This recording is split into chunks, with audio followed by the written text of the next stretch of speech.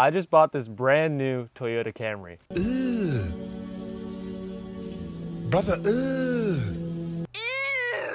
Okay, maybe brand new is a stretch, but this car has only 4,000 miles and it's already been wrecked twice. In case you're new here, hi, my name is Mark and this is my 2025 Toyota Camry that I bought wrecked from Copart.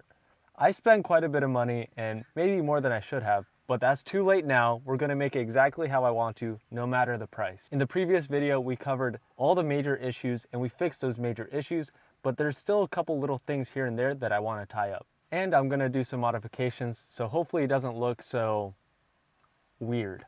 All right, today is going to be a very exciting day because if you can't tell, I have a grill right here and it's going to be replacing the white grill over there. What's that? Ugh. Instead of doing a boring time lapse, here you go.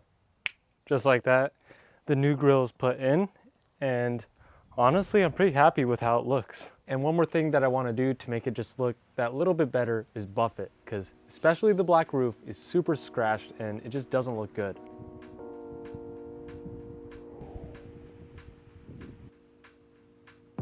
Okay, so I'm not a professional detailer by any means, but here's how I'm gonna do it. I got some soapy water, more specifically cold soapy water, because it is so hot outside that I'm going to use this to kind of cool down the paint so I don't dry out my compound so fast. I got a brand new microfiber towel. I got a medium pad and a really soft pad for polishing. I'm mainly just going to be using some cutting polish. If I have to go a little bit further than that, we'll see. Also, a quick disclaimer, you're not supposed to be buffing at this time of day, let alone in direct sunlight. It's not preferred, but I'm gonna make it work. I've burnt some paint in my past, so I'm gonna try not to do that today.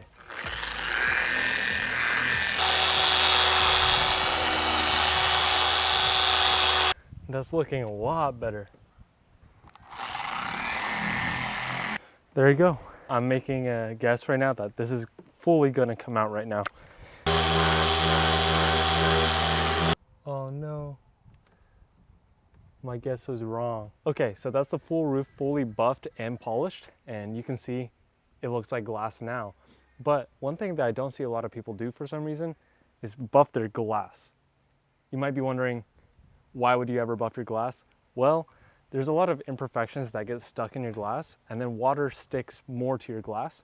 So I'm going to buff it, get all that stuff off, and then I'm going to put some Rain-X on there. And from my experience, that makes all the water just bead off like nothing else.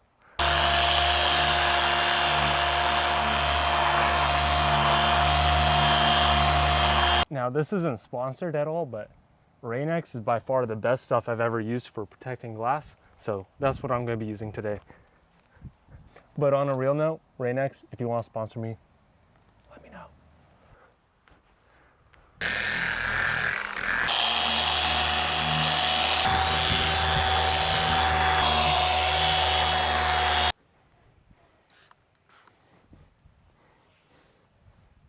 Okay, and this is the last piece that is really difficult to buff. And honestly, I don't recommend buffing headlights if you don't know what you're doing, because I actually messed up my first car by buffing the headlights too much. And I went through the clear coat and it was bad. So if you do buff your headlights, be very careful. Don't go overboard unless you're going to re-clear them. That actually looks really good. There are little marks here and there, but like road chips and stuff. But the actual like scratches were all surface area.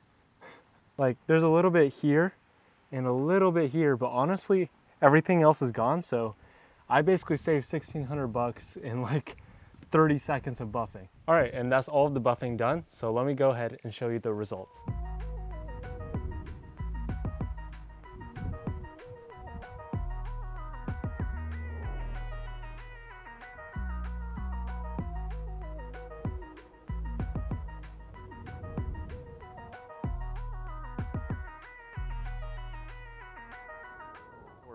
I got this tire, and as you guys know, I kind of spent a lot of money on this tire. I was quoted like $360 or $70 for this tire. That's not what I actually paid. I paid $300. It was after tax $306, and then I paid about $25 to get it mounted. So I paid $320, but it is a brand new tire. But we have a problem. If you can tell, the wear pattern is not correct. There's about a finger length of tire not being used. This is what the rest of the tires look like. There is no wear edge. It's perfectly straight. So my assumption is I think this isn't an alignment issue. I think this is a tire pressure issue. I think they overinflated this tire. So let's go ahead and check. 30 PSI.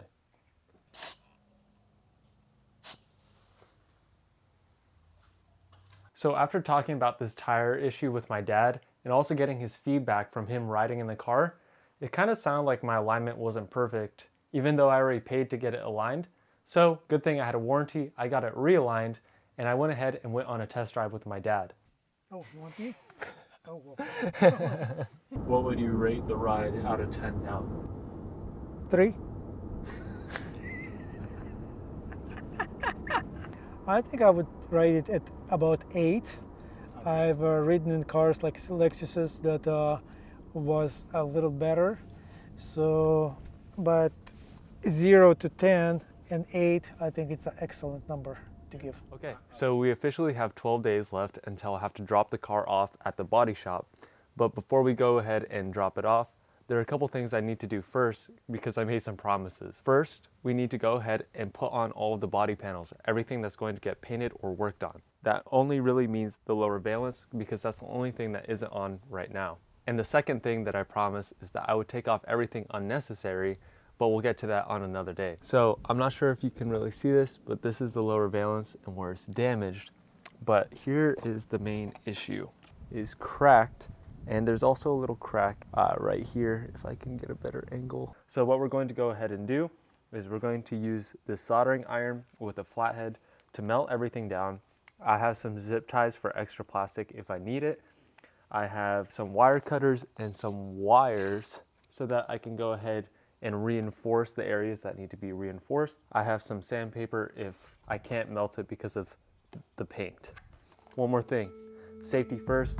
You do not want to be breathing this stuff in.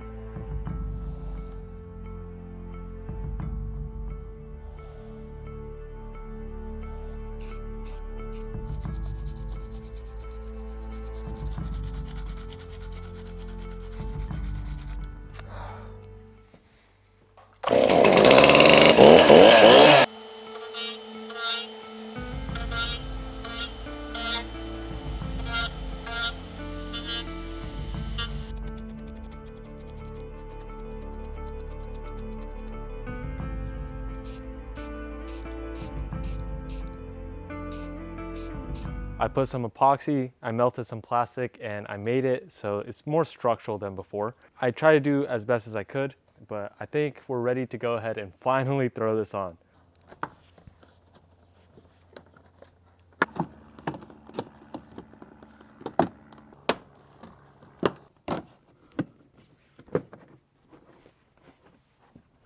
All right, and that's the rear bumper fully finished. And when I say fully finished, I mean fully finished to go to the shop because it's not actually like bolted in or anything like that, and I'm missing some pieces, but it's exactly what we need for the shop, so it's easy to remove so that they could paint it.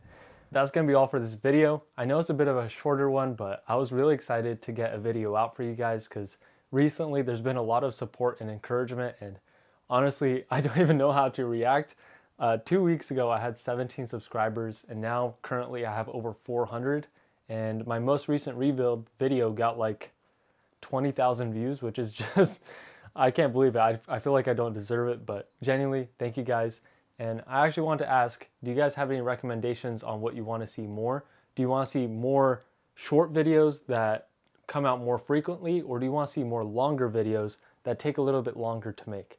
Let me know. I am really curious to hear what you guys have to say because at the end of the day, I'm making these for you guys, so I want to make you guys happy. Other than that, once again, thank you so much for the support. And if you like the video, make sure to like. If you want to see more videos like it, feel free to subscribe. And that's going to be all. Bye.